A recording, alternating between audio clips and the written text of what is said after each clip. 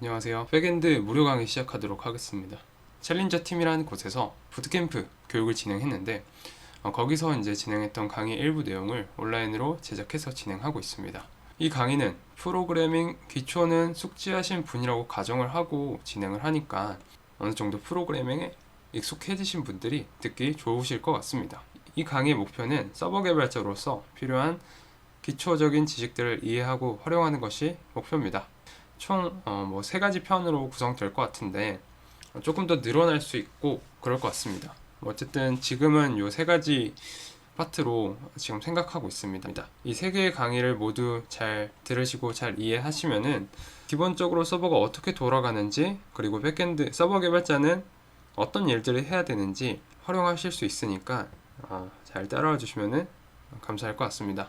서버 구축, 데이터베이스, REST API 이 강의로 총 3개의 파트로 진행되는데 그 파트는 모두 개념편 그리고 실습편 이렇게 한 강의에 개념과 실습을 한 번에 담을 예정입니다. 그래서 오늘은 요 서버 구축 편을 다룰 거고요. 그것에 필요한 개념과 실습을 우선적으로 정리하도록 하겠습니다. 오늘 배울 개념은 클라이언트란 어떤 것인지, 또 서버 어떤 것인지, 그리고 밑에 있는 백엔드, 데이터베이스, 그리고 관련된 네트워크 개념 어떤 것인지 이런 것들을 배울 것 같습니다. 그리고 이제 개념에서 끝나는 게 아니라 실제 이것을 활용해서 어떻게 서버 환경을 구축할 수 있는지 실제 AWS 클라우드 서버를 임대해서 거기에 우리에게 필요한 여러 가지 프로그램들을 설치하는 것까지 해서 이 강의를 마무리해 보도록 하겠습니다. 그러면 우선은 이 클라이언트와 서버의 개념 먼저 시작해 보겠습니다. 네, 우선 서버라는 것을 들어보셨나요?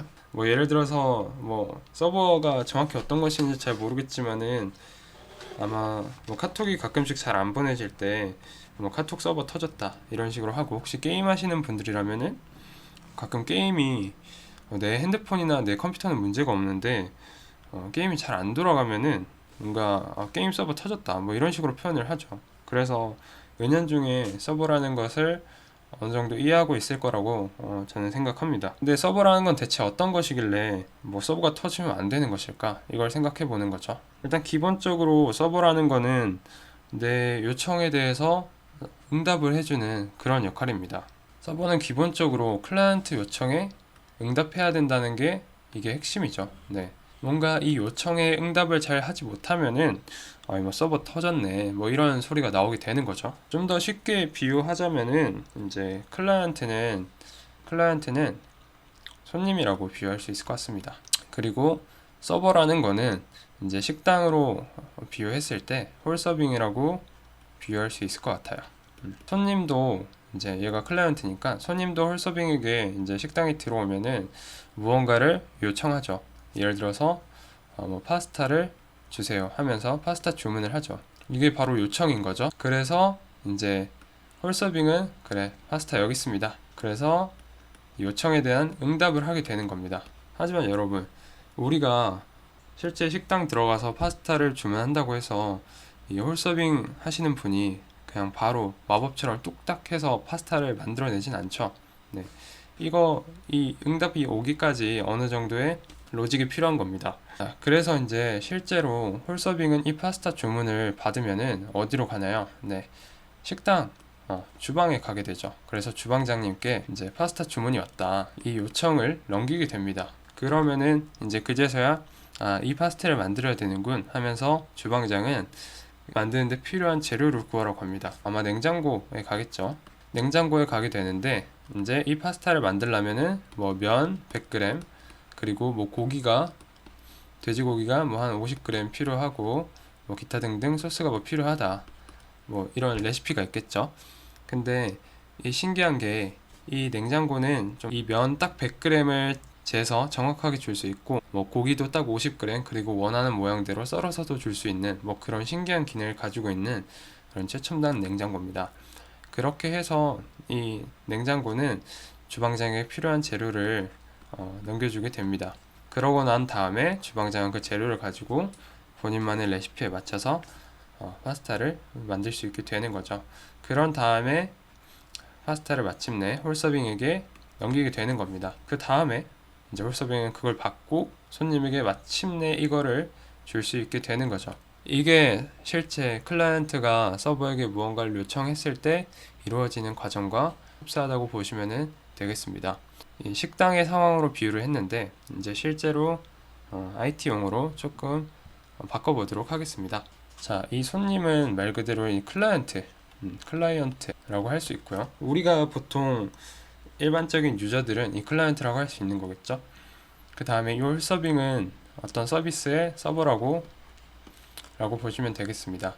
그 다음에 이 주방장은 우리가 말하는 백엔드 랭귀지라고 보시면 되겠습니다. 백엔드 언어죠. 백엔드 언어라고 보시면 되고, 그 다음에 이 냉장고는 어떤 요청에 필요한 데이터를 저장하고 있는 데이터베이스라고 보시면 되겠습니다.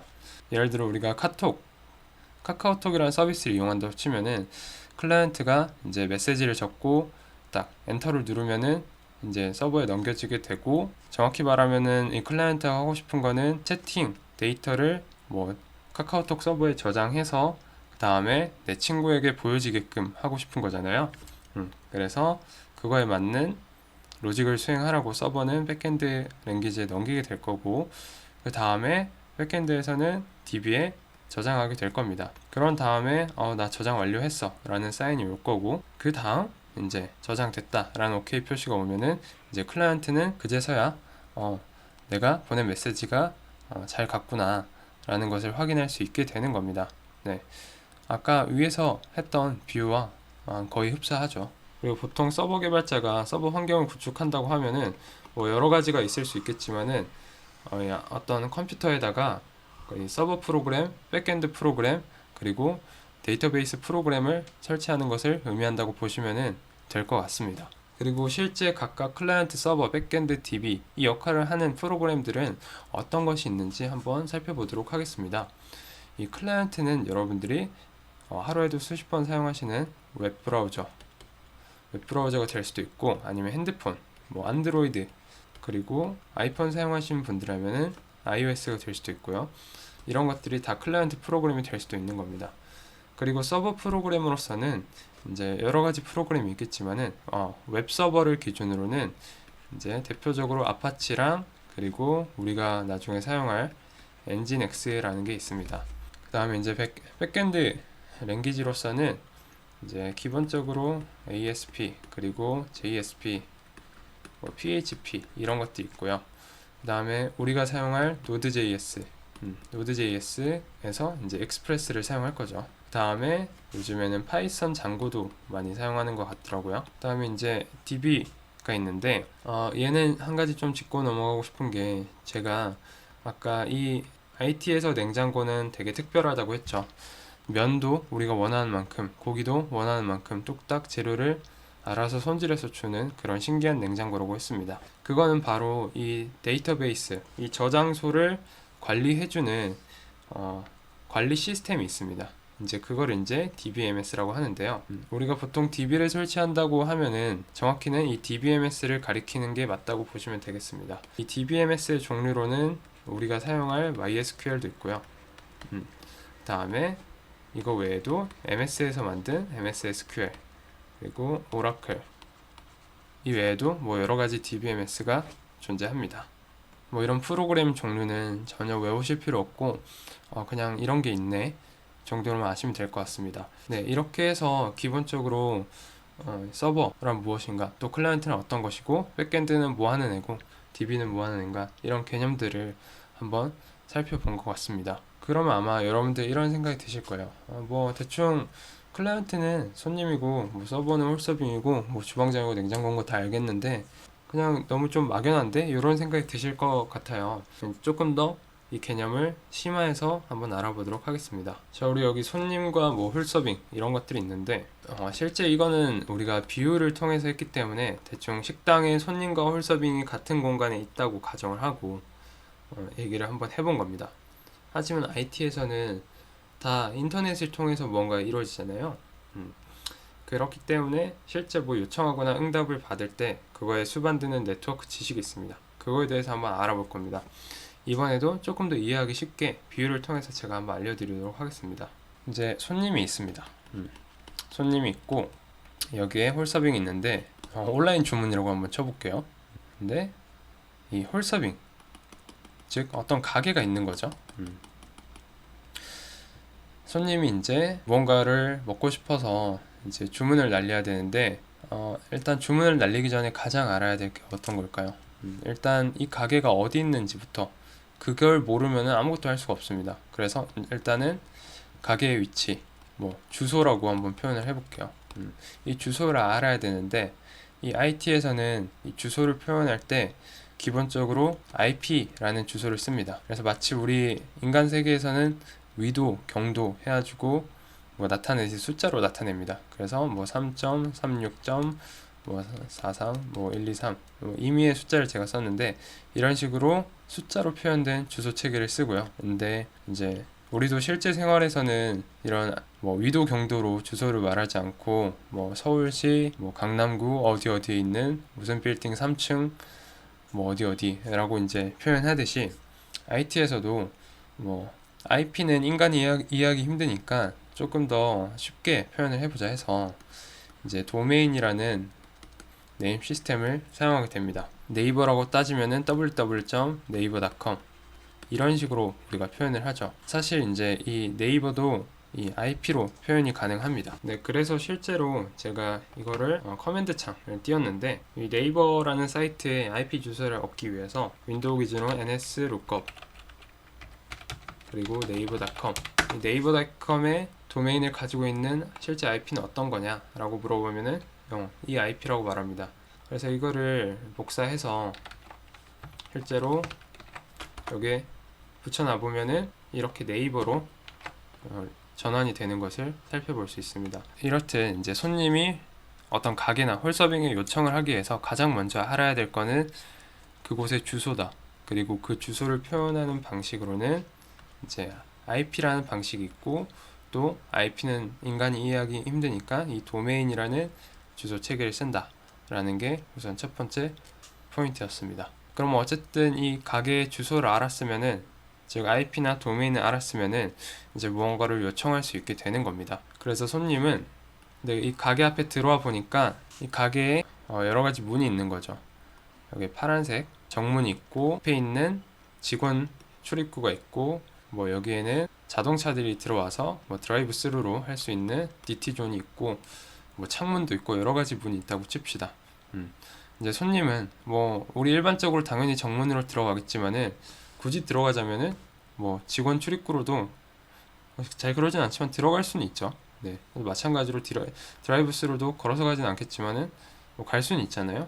이런 식으로 여러 가지 그 가게 안에 문이 존재하는데, 이제 어떤 문으로 들어가야 할지 우리는 결정을 해야 됩니다. 이 문을 우리는 포트라고 부를 겁니다. 포트. 네, 그리고 이 포트에는 여러 가지 각각 숫자가 부여됩니다. 얘는 1번 문, 뭐 2번 문, 3번 문, 이런 식으로 각각의 이 포트에도 번호가 붙게 되는 거겠죠.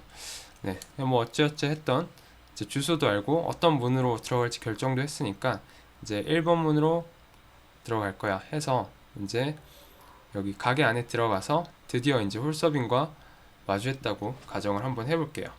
네, 참 주문하기 힘들죠. 네, 이렇게 왔는데 이제 그 다음에 결정해야 될 건 어떤 건가요? 이제 홀서빙과 대화를 해야 됩니다. 그래서 주문 방법을 이제 결정해야 되는 거죠.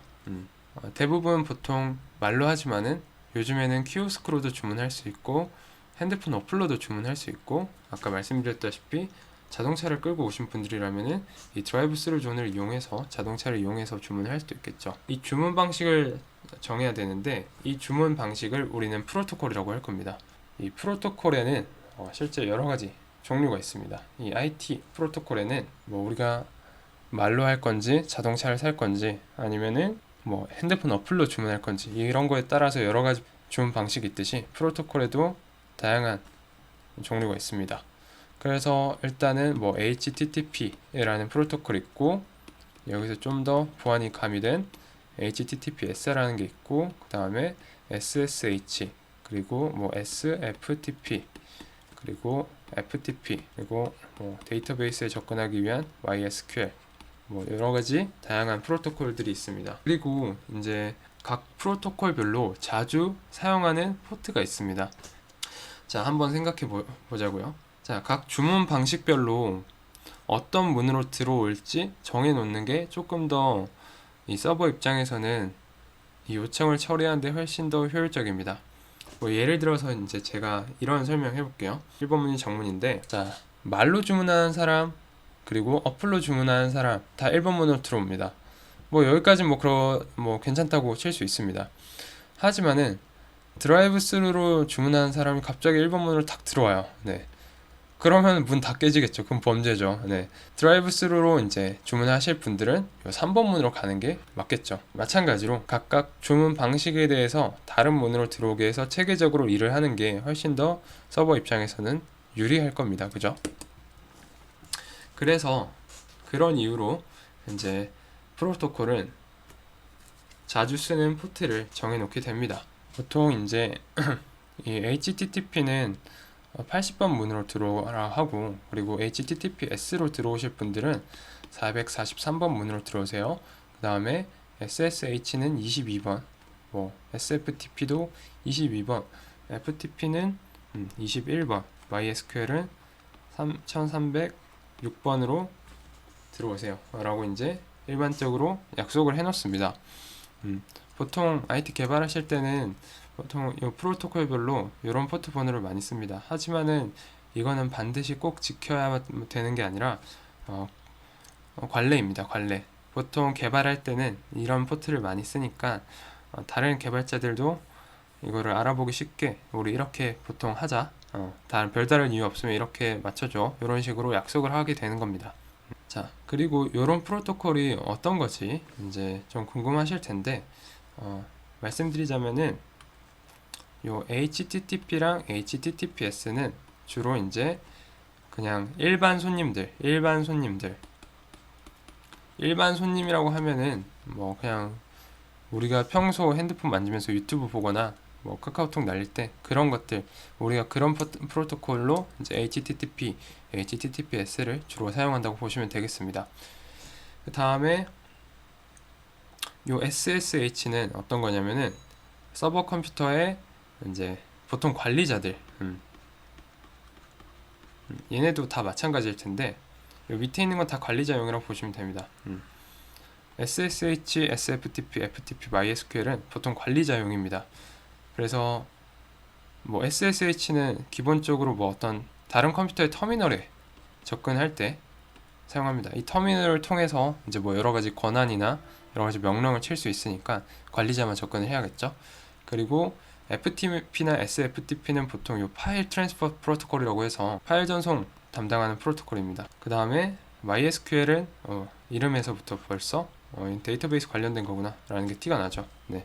얘네들을 한 번 더 정리하자면은 이제 손님이, 즉 클라이언트가 서버에 접근하기 위해서는 기본적으로 거기에 어디에 있는지, 그게 어디에 있는지 주소를 알아야 된다. 그 주소 표현 방식이 IP가 될 수 있고 아니면 도메인이 될 수 있다. 그리고 위치를 알았으면은 가게 문 앞에 도착하게 되는데 어떤 문으로 들어갈지 결정을 해야 된다. 그 문은 포트다. 그리고 각각의 문에는 번호가 붙여져 있다. 그리고 문은 열고 들어갔으면은 그 안에 있는 홀서빙과 어떤 식으로 대화를 할지, 주문을 어떻게 할지 방식을 정해야 되고, 그거를 프로토콜이라고 한다. 프로토콜에는 각각 뭐 HTTP 그리고 이런 것들이 있다.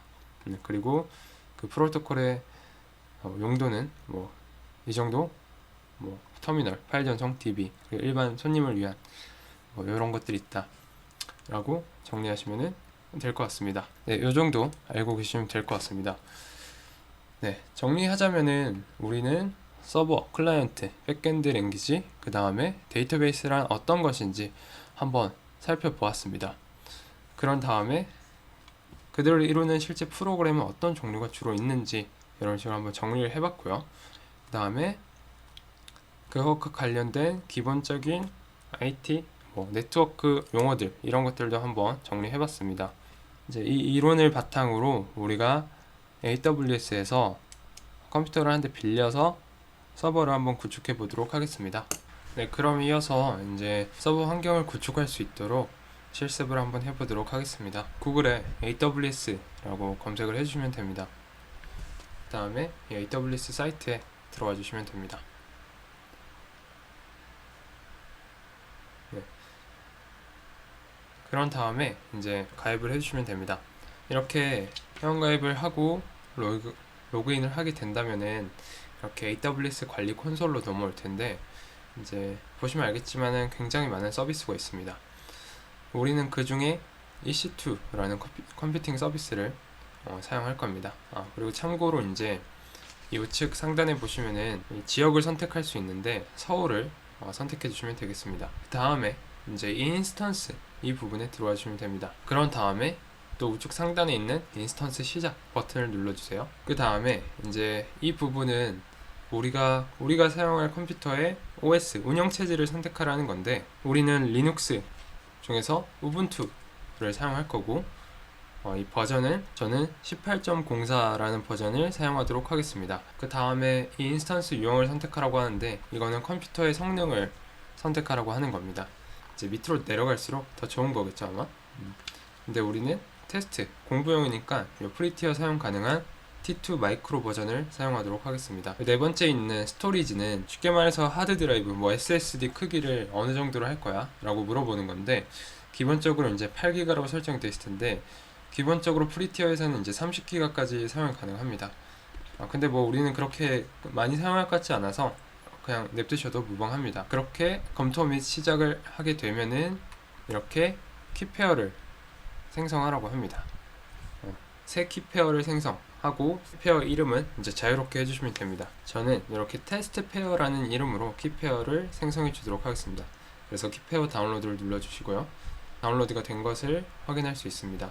인스턴스 시작을 누르면은 우리 간단하게 클릭 몇 번으로 AWS에서 서버 컴퓨터를 빌링이 되는 겁니다. 자, 이렇게 컴퓨터를 한 대 빌렸고, 그러면은 우리가 원하는 거는 이 컴퓨터에 실제로 들어가서 여기 우리가 필요한 프로그램들을 설치하고 서버로 이용하는 거지 않습니까? 얘한테 접근할 수 있는 몇 가지 툴들을 한번 설치해 주도록 하겠습니다. 이렇게 우리는 윈도우 기준으로 이제 WinSCP랑 PuTT라는 프로그램을 설치해 줄 겁니다. 블로그를 보고 한번 따라해 보도록 하겠습니다. 우선은 이 PuTT를 설치하라고 하니까 이 사이트에 들어가서 다운로드 it here 들어가서 필요한 버전으로 한번 다운로드 받아 주겠습니다.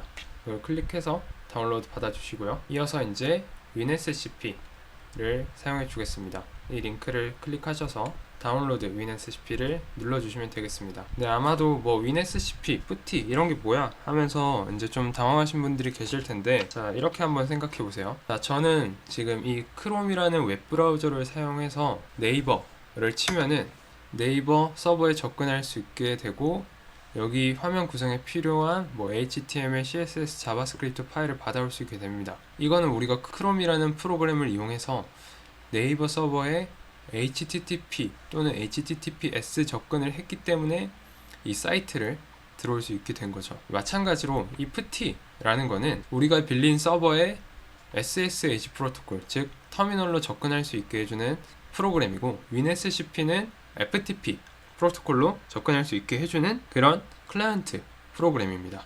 자, 이렇게 WinSCP를 들어오시면은 아마 이런 창이 뜰 텐데, Ctrl Alt P 또는 여기 톱니바퀴 모양을 눌러주시면은 이제 이 WinSCP랑 PuTT랑 연동을 시킬 수가 있습니다. 그래서 여기 통합 그리고 프로그램, 여기에서 우리가 아까 다운로드 받았던 PuTT 프로그램을 연결시켜 주시면은 이 WinSCP랑 PuTT랑 연동이 돼서 사용할 수 있게 되는 겁니다. 그러면은 이제 컴퓨터에 접근을 해봐야겠죠? 우리가 빌린 컴퓨터의 IP 주소는 이렇게 나와 있습니다. 인스턴스 다시 한번 보시면은 지금 이 컴퓨터가 우리가 지금 빌린 컴퓨터인데, 이 컴퓨터에 한번 접근하기 위해서 퍼블릭 IP에 한번 접근을 해야 됩니다. 하지만은 이거는 변동되는 IP라서 제가 한번 탄력적 IP, 즉 고정 IP를 설정해 줄 겁니다. 이 탄력적 IP를 설정해 주시고 주소 할당, 다음에 할당을 눌러 주세요. 그런 다음에 여기 작업, 탄력적 IP 주소 연결, 다음 인스턴스는 우리가 방금 만든 이 인스턴스에 연결해 주시면은, 이렇게 되면은 우리가 혹시 컴퓨터를 껐다 켜더라도 이 고정 IP이기 때문에 이 IP는 절대 변하지 않게 되는 겁니다. 호스트 이름에는 이 IP를 적어 주시고요. 사용자 이름에는 우리 AWS에서 우분투를 빌렸으면은 우분투라고 사용자 이름을 해줘야 됩니다. 그런 다음에 여기 비밀번호에는 우리가 아까 다운로드 받은 요 키 페어를 넣어주면 됩니다. 그래서 고급의 인증 개인 키 파일, 그래서 이제 다운로드에 아마 있을 텐데 기본적으로 이제 푸티에서는 푸티 키 파일만 인식해요. 네, 그거를 이제 변환해 줄 수 있습니다. 모든 개인 키 파일을 클릭해 준 다음에 우리가 다운로드 받았던 테스트 페어 펌키를 하면은 알아서 변환을 해줍니다. 이렇게 저장해서 하신 다음에 저장을 누르고 로그인을 눌러줍니다. 이게 지금 안 되는데 제가 이 IP를 아까 바뀌기 전 걸로 복사한 것 같습니다. 그래서 얘를 다시 한번 IP를 수정해서 다시 저장하고 로그인 하도록 하겠습니다. 그럼 이렇게 하면은 우리가 빌린 컴퓨터의 파일 구조에 접근하게 된 것이고요.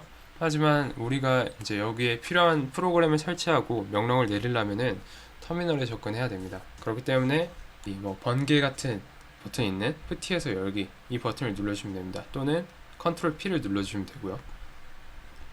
자, 이렇게 눌렀는데 혹시 이 푸티 파일을 못 찾겠다 라고 뜨시는 분들은 아까 했던 거 설정에 들어가셔서 푸티 다운로드 푸티 파일을 연결시켜 주시면 됩니다. 그렇게 되면 이렇게 연결이 될 수 있게 되는 거겠죠. 이제 여기에 필요한 프로그램을 한번 설치해 주도록 하겠습니다. 우리는 이 계정 권한을 관리자 권한으로 바꿔주도록 하겠습니다. sudo 수라는 명령어를 입력해 주세요. 그러면은 이제 요 우분투라는 계정 권한에서 루트로 넘어온 것을 볼 수 있습니다. 지금은 이제 리눅스 명령어인데 우리는 이 apt get, 우분투의 apt get이라는 패키지 관리자를 이용해서 다양한 서버 프로그램 그리고 노드 그리고 MySQL 이것들을 설치해 주도록 하겠습니다. 패키지 관리자를 한번 업데이트 해 주겠습니다. apt-get 업데이트를 누르면 이런 식으로 자동으로 업데이트가 됩니다. 그런 다음에 이제 다시 apt-get install nginx 이렇게 해서 nginx라는 웹서버를 설치해 주도록 하겠습니다. 자, 이렇게 설치할 거다. Y를 눌러 주시고요.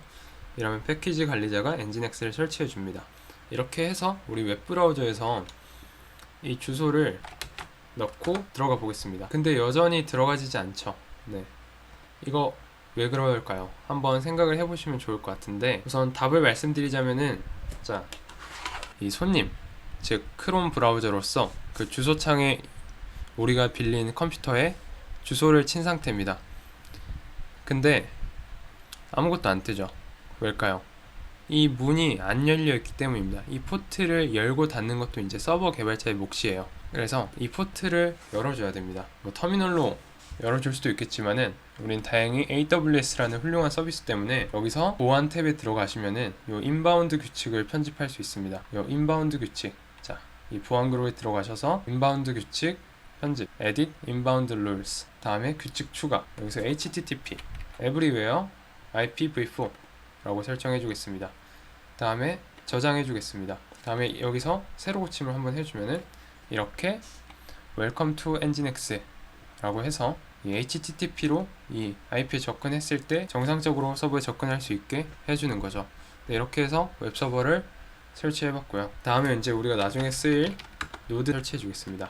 apt get install node.js 라고 입력을 해주시면은 이렇게 노드를 설치하게 됩니다. 다음에 노드 v 했을 때 이렇게 노드 버전이 뜬다면은 정상적으로 잘 설치가 된 것이고요. 네, 근데 이렇게 설치된 노드 버전을 확인해 보니까 이게 8버전으로 너무 낮습니다. 옛날 버전인데 우리가 사용할 노드는 14버전으로 좀 최신 노드 버전이라서 이 노드를 좀 업데이트 버전을 업데이트 해줄 필요가 있을 것 같습니다.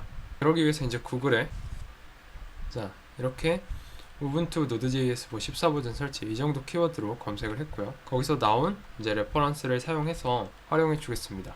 PPA를 통해서 설치를 한다고 했습니다. 이거를 우리 복사해서 컨트롤 C 해주시고 푸티에서 붙여넣기 하기 위해서는 마우스 오른쪽을 클릭하시면 됩니다. 이렇게 해서 엔터를 눌러주시고요. 마찬가지로 이렇게 배시 이렇게 하니까 그런 파일이 없다고 뜨죠.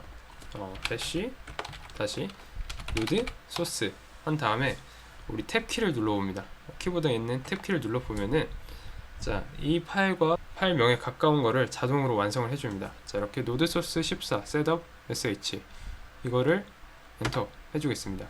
그랬더니 이제 스크립트가 실행되고 있는 것을 볼 수 있습니다. 네, 이렇게 하면은 이제 PPA 등록이 완료된 것 같고요. 그래서 다시 한번 apt-get install node.js 해주겠습니다.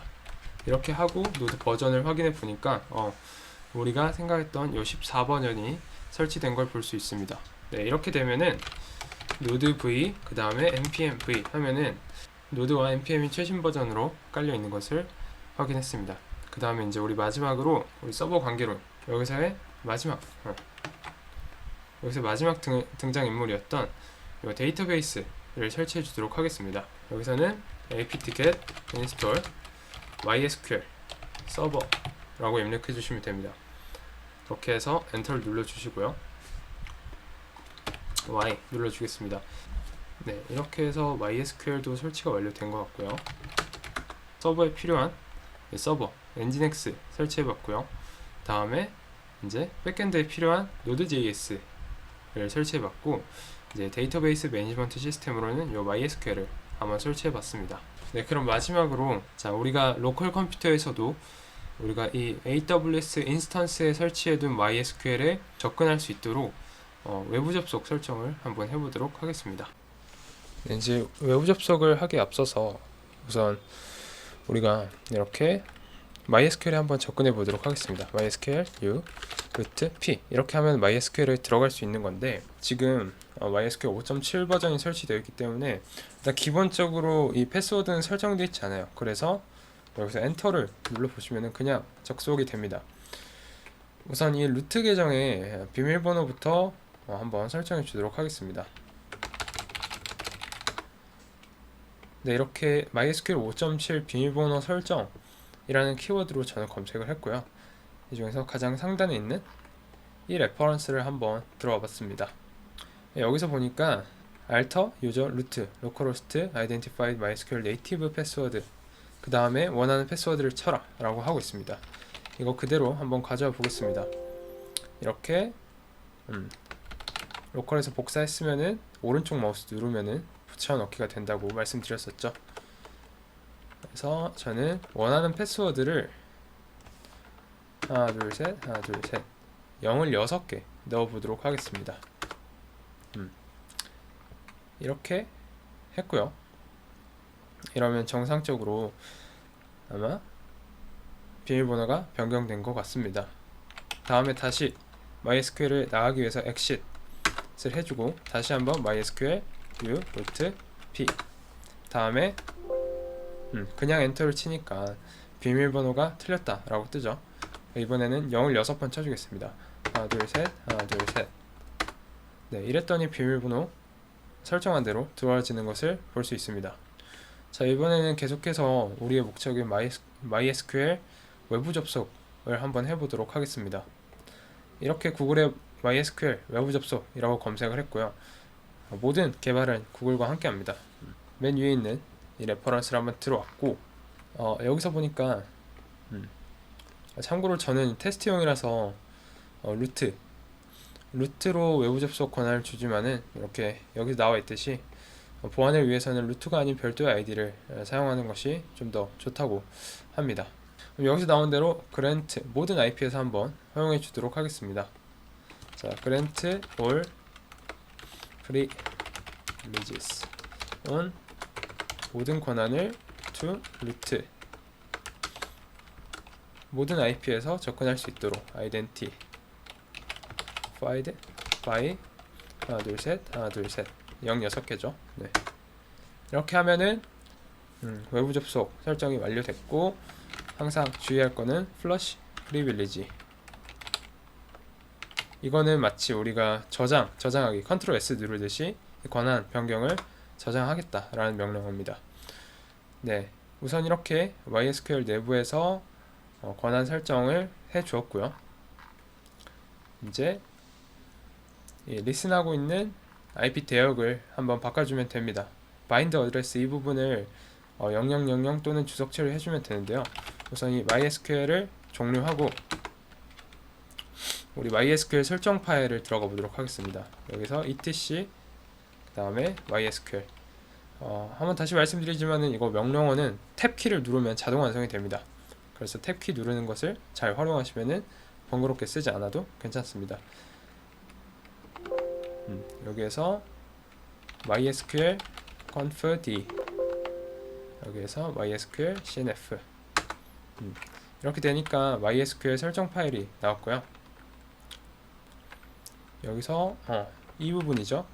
bind address 127.0.0.1은 로컬호스트에서만 접근할 수 있게 한다는 건데, 우리는 얘를 한번 주석 처리를 해주겠습니다. 자, 여기서 i를 누르고, 자, 이 샵을 눌러주시면은 주석 처리가 됩니다. 그 다음에 ESC 키를 누르고 콜론 WQ 느낌표 하면은 저장하고 나가기가 됩니다. 네. 아마 요 VI 편집기를 처음 보시는 분들은 되게 당황스러워 하실 것 같은데, 이 빔 편집기는 마치 우리가 메모장 뭐 이런 것처럼 일종의 문서를 편집하는 도구일 뿐입니다. 뭐 한글이나 워드 같은 경우에는 그냥 우리 직관적으로 백스페이스 누르고 뭐 마우스로 클릭하고 이렇게 뭐 여러가지 편한 기능이 있지만은, 이 빔은 보통 처음 배울 때는 좀 어렵지만은 나중에는 굉장히 간편해지는 그런 편집 툴 중에 하나라고 생각하시면 되겠습니다. 어쨌든 이렇게 MySQL 설정 파일까지 수정해줬고, 이제 MySQL을 재시작해 주도록 하겠습니다. 그래서 서비스 MySQL 리스타트 이 명령어를 내려서 MySQL을 재시작해 줬습니다. 자, 이제 실제 MySQL에 한번 외부 접속을 해볼 텐데, 이제 MySQL에 외부 접속하기 위해서는 이제 클라이언트 프로그램이 필요합니다. 우리가 우리 인스턴스에 접근하기 위해서는 이런 식으로 이 WinSCP나 PuTTY 같은 걸 이용해서 우리가 만들어 놓은 AWS EC2 인스턴스에 접근을 했었죠. 마찬가지로 데이터베이스에 접근하기 위해서는 그 데이터베이스 클라이언트 프로그램이 필요합니다. 그래서 이제 MySQL에서 이제 기본적으로 제공해 주는 게 MySQL 워크벤치 같은 요런 툴이 있고요. 이제 혹시 제트브레인사 제품을 많이 쓰시는 분들은 데이터 그립 이런 것들이 있습니다. 요 데이터 그립을 주로 잘 사용하기 때문에 얘를 한번 가지고 한번 해보도록 하겠습니다. 네, 데이터 그립에 처음 들어오시면은 요런 화면을 보실 텐데, 이것도 결국 똑같습니다. 이렇게 MySQL 접근하기 위해서는 여기 좌측 상단에 New 버튼을 누르시고 데이터 소스 우리 MySQL에 접근할 거다. 워크벤치도 이런 화면이 뜰 것 같습니다. 그래서 이 호스트에는 항상 IP 주소를 적으시면 됩니다. 우리 IP 주소는 뭐였죠? 자, 이 IP 주소죠. 혹시 못 찾으신 분들은 다시 AWS 들어가셔서, 자, 본인이 돌리고 있는 인스턴스 IP, 자, 3.342134죠 저는. 여기에 호스트를 여기에 붙여 넣으시고, 우리 계정을 루트로 했었고 비밀번호 06개였죠 하나 둘셋 여러분들은 좀 더 강력한 비밀번호를 하시기를 권장드리겠습니다. 그래서 테스트 커넥션을 한번 해보니까 뭔가 안됩니다. 우리는 외부 접속 하라는 대로 다 했는데 잘 안되는 모습을 보여주고 있습니다. 이게 왜 그럴까요? 이것도 마찬가지로 이제 지금 이게 접속이 안 되고 있는 상황은 어떤 거냐면은, 우리가 이 그림을 한번 다시 보면은 이제 손님이 해당 서버의 문 앞까지 왔죠. 심지어 여기 3306번 문을 이용할 거다 라고 명시도 해놨는데, 이게 안 되는 이유는 문이 닫혀 있기 때문이죠. 그래서 역시 보안 탭에 들어가셔서 이 보안 그룹을 클릭해 주시고, 여기에서 Edit Inbound Rules, 그 다음에 여기에서 MySQL Aura, 자, 이 부분을 눌러주시고, 이것도 마찬가지로 Anywhere IPv4, 그 다음에 규칙 저장을 해주도록 하겠습니다. 자, 그런 다음 다시 비밀번호를 한번 더 쳐주고요. 하나 둘셋 테스트 커넥션 눌러보면은, 자, 이번에는 이제 커넥션이 성공했다 라고 뜨죠. 그 다음에 apply, 그 다음 OK를 누르시면은 이제 우리가 우리 로컬 컴퓨터에서도 우리의 인스턴스 컴퓨터에 설치되어 있는 MySQL에 접근할 수 있게 되는 겁니다. 네. 자, 오늘 그러면 서버 환경 구축을 여기까지 해서 완료가 됐습니다. 정리를 해드리자면은 서버 클라이언트 개념에 대해서 한번 알아봤고, 그 다음에 AWS에서 인스턴스, EC2 인스턴스를 한 대 빌려서 여러가지 필요한 엔진엑스라는 웹서버, 그리고 Node.js라는 자바스크립트 실행기이자 백엔드 랭귀지를 한번 설치해봤고, 데이터베이스로는 MySQL 한번 설치해봤습니다. 그리고 그들을 외부에서도 이렇게 접근할 수 있도록 각각 클라이언트 프로그램 설치해서 한번 외부 접속까지 한번 해보는 그런 시간을 가졌습니다. 네, 그러면 우리 다음 시간에는 MySQL 여러가지 쿼리나 테이블도 한번 짜보면서 이 데이터베이스에 대해서 한번 배워보도록 하겠습니다. 이번 시간도 고생 많으셨습니다. 그러면은 다음 시간에 뵙도록 하겠습니다. 감사합니다.